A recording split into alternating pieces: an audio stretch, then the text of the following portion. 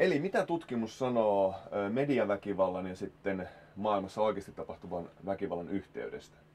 No, siinä mielessä erittäin mielenkiintoinen juttu, että itse asiassa tutkimus sanoo hirvittävän vähän.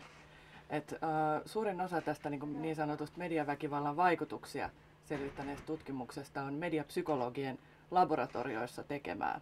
Ja niissä on usein mitattu aggressiota. Ja aggressio on määritelty aina vähän eri tavalla tutkimuksesta riippuen, mutta yleensä sillä tarkoitetaan jotain fysiologisia muutoksia, mitä ihmisen vireystasossa tai sykkeessä tai muussa tapahtuu. Ja sitten kun ollaan havaittu tällainen vaste siihen ärsykkeeseen, niin se on sitten usein yleistetty, että se on merkki aggressiosta ja siten merkki väkivallasta. No onko tämä ihan, voiko näin sanoa? No siis lyhytkestoinen vaikutus on aika vahva näyttö siitä, mutta se, että onko aggressio yhtä kuin väkivalta ja siirtyykö se väkivaltaiseen käyttäytymiseen sitten tällaiselle virikkeelle altistuminen, niin siitä ei ole kyllä näyttöä. Ja kriminologisessa tutkimuksessa on päinvastoin myös sellaisia tuloksia, että kun tiedetään, että kaikista rikosaktiivisin ikä on nuoruus ja varsinkin nuoret miehet on niitä, jotka tekevät paljon rikoksia, niin he ovat poissa kaduilta, kun he ovat siellä näyttöpäätteen tai television ääressä räiskintäpelejä tai väkivaltaviihdettä kuluttamassa. Et siinä on tämä näkökulma myös, mikä hyvin paljon harvemmin tulee esiin. No mitä sun mielestä voidaan sanoa siis, tarkoitan nyt tieteellisesti pätevää, ikään kuin mediaväkivallan vaikutuksesta lapsiin, koska siitä ollaan aika usein huolissaan? No, lapset on aina sellainen hyvä ja poliittisesti korrekti kohde, ja sehän on myös aikamoinen tieteellinen ja poliittinenkin itsemurha sanoa, että ei kiinnosta lasten asema tai että lapsiin ei olisi vaikutusta. Mutta totuushan on se, että se on tutkimuseettisesti olisi myös todella vaikeaa tutkia tällaisia pidempikestoisia vaikutuksia.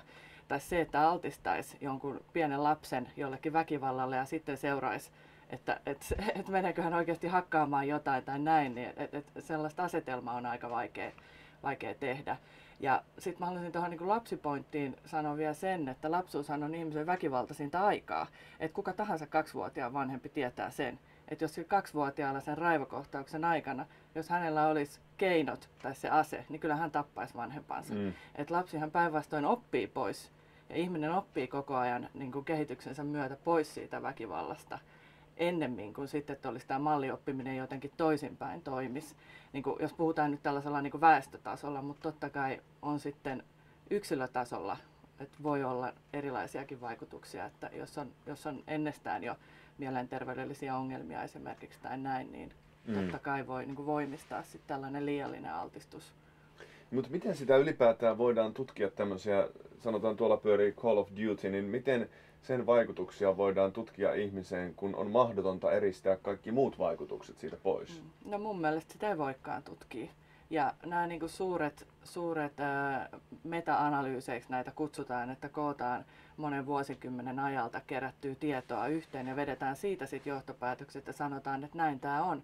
Niin se on musta erityisen ongelmallista, koska suurin osa näistä tutkimuksista on tehty 50-60-luvun Amerikassa.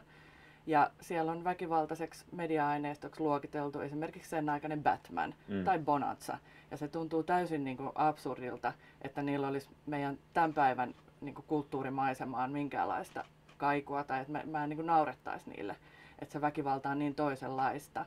Ja yleensäkin siinä tutkimuksessa on ollut hyvin tämmöinen passiivinen lähtökohta ihmiseen median kuluttajana. Että ollaan ajateltu, että ihminen on tämmöinen ärsykeautomaatti, johon kaadetaan sitä väkivaltaa ja se vaikuttaa jotenkin suoraan siihen ihmisen psyykeen ja persoonaan sen sijaan, että mietittäisiin tämmöistä vuorovaikutuksellisempaa lähestymistä. Eli mitä ne on ne pääasialliset metodologiset, eli tavallaan tutkimusasetelmalliset ongelmat, mitä tähän mediaväkivallan tutkimiseen liittyy? No yksi on just tämä kesto, eli miten voidaan siirtää se sieltä laboratorio-oloista, tämä lyhytkestoinen muutos siinä tunnetilassa. Sitten toinen on, että miten voidaan niputtaa kaikki media, että onhan se nyt ihan eri asia tutkia takana pyörivän Call of Dutyn sen vaikutuksia kuin vaikka Ylen pääuutislähetyksen sotaraportoinnin vaikutuksia ihmisen mieleen tai käyttäytymiseen. Sitten tämmöinen tyypillinen ongelma on tämä niin muna vai kana, mikä on yhteiskuntatieteessä yleisemminkin, että kumpi oikeasti oli ensin. Oliko se ihminen väkivaltainen jo aikaisemmin vai sitten, että oliko sillä mediatuotteella tai niin kuin virikkeellä sit se laukaiseva vaikutus, että sitä on kyllä mahdoton eristää sitä yhtä vaikutusta. Onko tämä ollut jotenkin, siis nyt kun mä mietin vaan mitä mä itse olen median väkivallasta kuullut noin niin kuin lehdistön kautta, se pääviesti tuntuu olevan aika kauhisteleva, että ihan hirveitä tapahtuu ja tuhoutuu koko maailman lopulta näiden Call of Dutyn takia, niin onko se ollut jotenkin tarkoitushakusta? No sitäkin, mutta mä sanoisin, että se ehkä perimmäinen ongelma on tieteen rakenteellinen ongelma. Eli tiedehän on ongelmakeskeistä.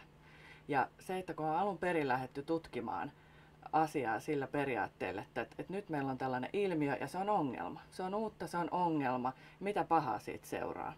Ja nyt siihen on osa tutkijoista jo vähän herännytkin, että hei, että nyt varsinkin kun on uudenlaisia median muotoja ja niin kuin vuorovaikutuksellista mediaa ja jokainen periaatteessa voi olla itse se sisällöntuottaja. Että ei ne niin kuin vanhat mallit enää just siitä ärsykeautomaatista, että ne ei vaan oikein toimi. Voiko siitä olla jotain hyötyä tuosta niin kuin väkivaltapelien pelaamisesta? Ilman muuta. Paitsi että tämmöinen niin kuin välillinen just tämä, että ei ole tekemässä rikoksia tai väkivaltaa sillä aikaa, kun räiskii kotona vihollista ruudulta, mutta kyllähän siinä saa tyydytystä.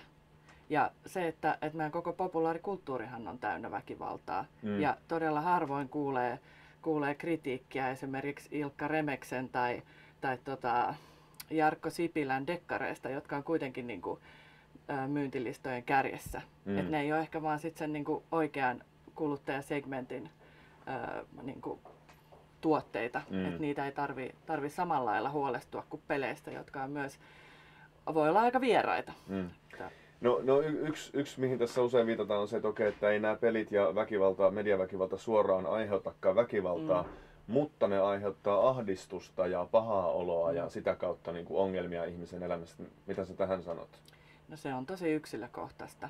Että kyllä sen omassakin kaveripiirissä tietää ja nuorempien parissa, että niissä on hirveät erot. Että se mikä toisen mielestä on tosi ahdistavaa ja mikä tulee niin kuin yöuniinkin ja näkee painajaisia, niin toinen ei ole siitä moksiskaan. Että ei voi mun mielestä niin kuin yleistää. Että totta kai pitää niin kuin tunnustaa ja hyväksyä, että niitä ongelmia on ja riskejä on. Mutta se, että jotenkin otetaan se annettuna ja yleistetään se niin kuin koko väestöön, niin musta se on vaan niin kuin valheellista.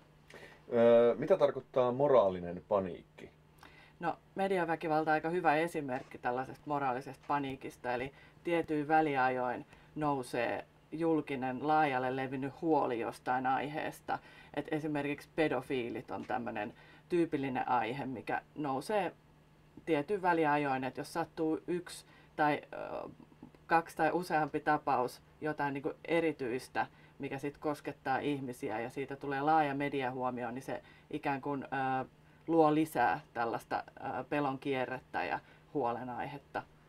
Vaikka määrällisesti kysymys olisi niin, pienistä. Aivan, että vaikka ei siinä olisi mitään niin kuin, todellista aihetta huoleen, niin että se luo itselleen tämmöisen niin kuin hypetyksen. Breivikin yhteydessä puhuttiin muistaakseni just tosta pelistä, eli Call of Dutysta, että hän on pelannut sitä ja jollain tavalla tehtiin näiden asioiden välillä yhteys, eli tämän massamurhan ja sitten ton. Miten oikeutettu se sun mielestä tämmöinen tulkinta on? No, tossakin mä katsoisin siihen median toimintalogiikkaan, että uutismedia on nopea ja tarvitaan nopeasti vastauksia, kysymyksiä, niin kuin tietoa. Ja kun sitä tietoa ei ole, niin se on paljon spekulaatioa. Ja ihmiset myös luonnostaan, me halutaan niin kuin vastauksia, me halutaan perhesurmiin vastauksia, vaikkei niitä helppoja vastauksia ole. Niin tämä niin kuin tietokonepelit tai media, se on sellainen helppo vastaus. Ja se on, niin kuin tuossa aikaisemmin puhuimme, niin se on myös niin kuin poliittisesti ja ideologisesti kiitollinen vastaus, koska siinä ei suututa juuri ketään. Et korkeintaan joku pelisuunnittelija suutahtaa tai sitten joku iltapäivälehden rikostoimittaja, mutta ei siitä saa niinku vihoja päällensä. Ja siitä on niinku suuri konsensus ja niinku yksimielisyys, niin jos ei muuta keksi, niin aina voi syyttää mediaväkivaltaa. Eli yhtä hyvin voisi sanoa, että Breivik teki massamurhan sen takia, että syö aina aamiaiseksi brännflakeseen. No kärjistettynä ehkä näin. Miksei? Niin mikä on tilastollisesti noin niin kuin väkivallan määrä tällä hetkellä yhteiskunnassa? No, Suomesta jos puhutaan, niin eletään väkivallattominta aikaa pitkiin aikoihin, että monta kymmentä vuotta jo se väkivalta, sekä uhriksi joutuminen että se väkivallan tekeminen on kaikkien niin kuin mittareiden, mitä meillä on käytettävissä, niin mukaan laskenut. Eli siinä mielessä se argumentti, että väkivaltaviihteen lisääntyminen tai väkivallasta uutisoimisen lisääntyminen, että se lisäisi väkivaltaa, niin että se on vaan niin kuin absurdi.